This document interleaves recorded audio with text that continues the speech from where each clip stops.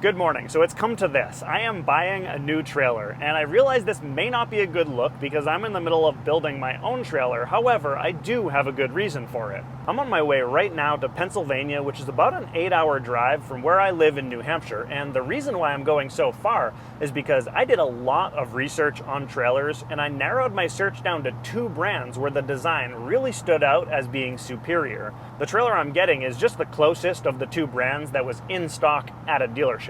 This trailer is a car hauler, and I also happened to buy a car at an auction in Pennsylvania, so after I pick up the trailer, I'm then going to go pick up this car at an auction yard and haul both of them home. I guess you can use efficiency as an excuse to buy almost anything.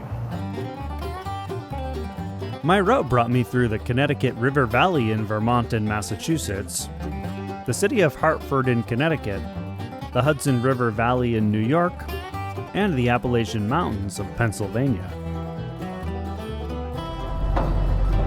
I arrived at the trailer dealership first thing the next morning.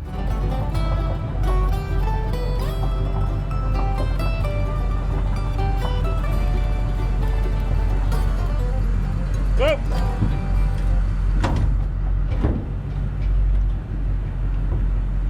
All right, I'm at the trailer dealership. We just got this hooked up, so now let's go pick up this car.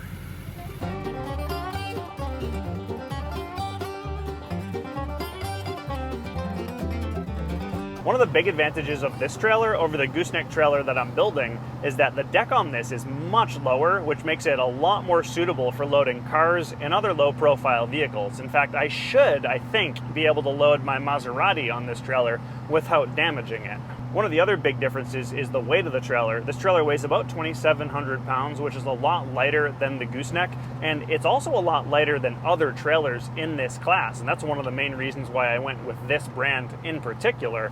That means I should be able to tow a full-size 1-ton pickup truck.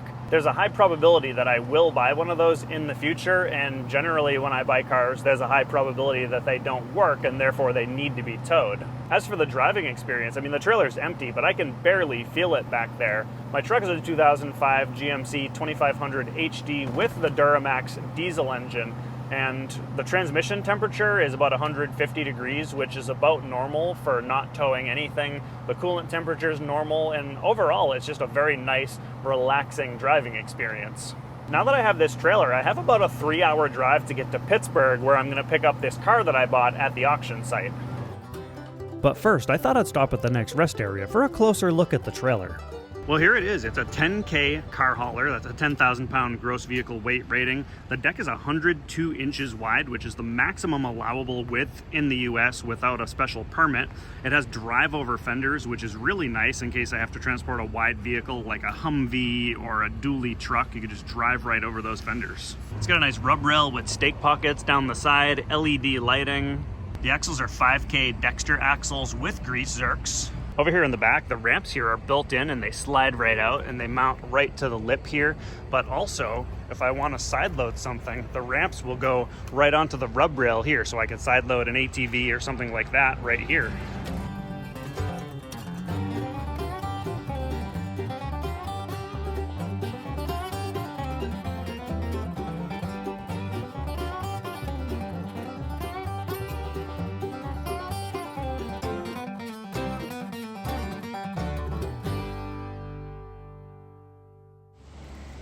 It wasn't long before my mystery car was revealed, another Mercedes that is supposedly flood or water damaged. I'll also say my compliments to the driver of this loader. She was being very careful not to damage my car, which is not as common a trait as one might expect.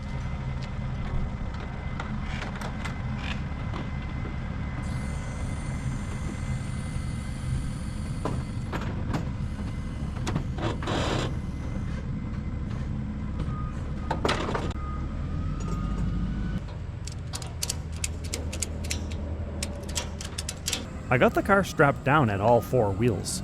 The 20-foot deck on this trailer also gives me the ability to transport longer vehicles than a U-Haul, for example. Well, now that I've got the car back there, I definitely can feel the extra weight. As for the car itself, it's quite dirty, which is common for auction pickups because the yards are so dusty, but I took a look around the outside of it and it seems flawless. Except for one of the wheels, I couldn't find a single scratch or dent on it, which is really good news. Now, the car is a Mercedes E-Class, and it's listed as being flood salvage, and the auction listing also says that it runs and drives. I took a look inside of it, and there's no sign of any flood damage or water damage that I can see. It's quite clean in there, except that one of the floor carpets was sort of peeled up, and I could tell that someone was messing around with some of the wiring in there, so it's going to be a little bit of a puzzle to figure out what's wrong with it. Now, if you saw the video on my Mercedes S-Class that was also flood salvage, I got this for right around the same price as that, and my Mercedes S-Class turned out to be an amazing deal because it was ridiculously cheap and easy to fix. And I'm hoping that this is going to be similarly cheap and easy to fix, but even if it's only half as easy, it's still going to be a really good deal. Of course, I'm going to do a separate video series on this car. Day turned to night, and night turned to day.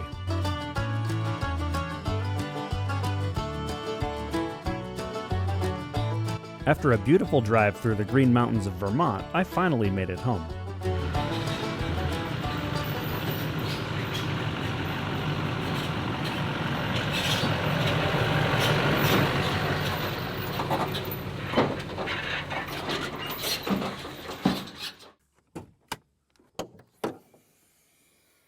Obviously, I have to get this car off the trailer, and now I am going to do a separate video on figuring out what's actually wrong with it, repairing it, servicing it, and all that stuff.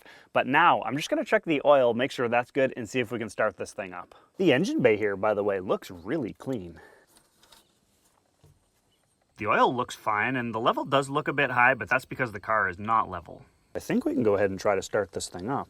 Alrighty, we got a key right here. Dashboard lights up.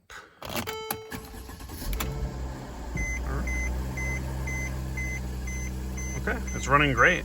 We do have a lot of warning. Oh goodness. That's a lot of warning messages on the dash. Okay, it seems like there's some electrical issue keeping it from going into drive or reverse, so I think I got a little bit scammed there because the auction said runs and drives. And that means that not only does the engine run, but it'll go into drive and move forward under its own power.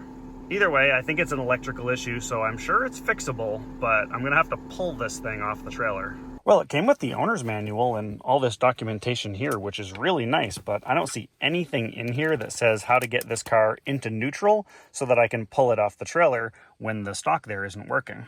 So I'm thinking I might just leave this car on the trailer for now, since it's an easy way to move it around as needed, because I don't really have a good place to store this car right now that's close to power and tools for when I finally do get around to working on this thing. I mean, look, as I'm sitting here, my Mercedes S600 is sitting over there begging for my attention. I mean, it's been there for almost a year now. I need a place to store these straps and whatnot, and so I picked up this toolbox here off Amazon, and it is the cheap Chinese special, but it should get the job done, and I think I'm going to mount it right here on the tongue. Something like that, so if I have a really long vehicle that sticks its nose over this bar, it won't be in the way. I need to drill holes in the toolbox in order to mount it with U-bolts, and so what I did is I took some silicone caulk, which I'm going to use to seal the holes after, and just put it on the tips there. And so I think if I just touch this against the toolbox where I want to drill the holes, that'll leave a nice mark so I know where to drill. Those are pretty decent marks. That should do.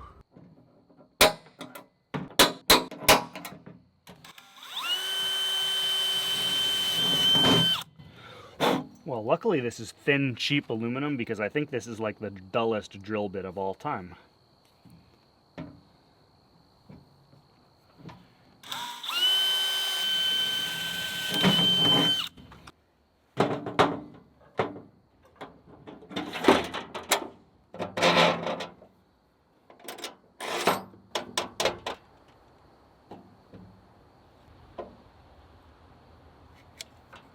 Okay, I guess I'll just use my finger to spread this around.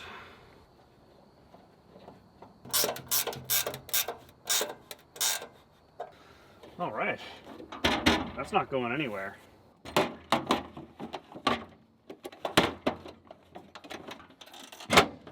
Okay, I want to take this opportunity to look at some of the welds on this thing, and at first glance, when you look at the main structural welds that are visible, you know, they look pretty good. It's not a 10 out of 10, but I really can't complain about it.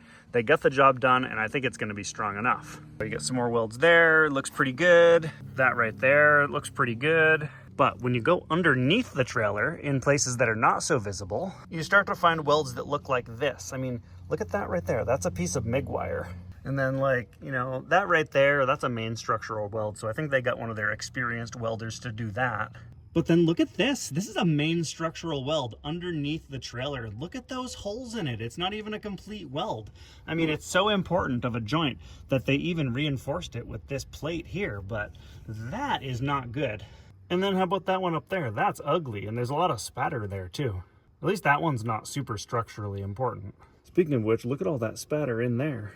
What it looks like to me is that with the current labor shortage, they have to run with some inexperienced welders, and they're letting people learn how to weld underneath the trailer where you can't see what they're doing. And it certainly looks like someone was learning how to weld underneath this trailer. I think you can tell by now that this is not a sponsored video. Anyway, if you want your welds to be perfect, the solution is to build your own trailer, and maybe that's what I'll do. Maybe I'll build my own car hauler based on this design because I do like the design of it, and then I could sell this one. So how about a little bit of a fleet update? I'm currently working on part 2 of the cheap excavator series, which is why this thing is so close to the house. Currently, the well-worn bucket is getting some much needed love, and I think the video for this will probably be out next after this one, if everything goes to plan. Okay, the S600, I really want to start working on this next. I have a cross-country road trip coming up, and I'd like to drive this if it's ready, but it really just depends on how much engine damage there is, and I won't know until I get it into the shop and take it apart.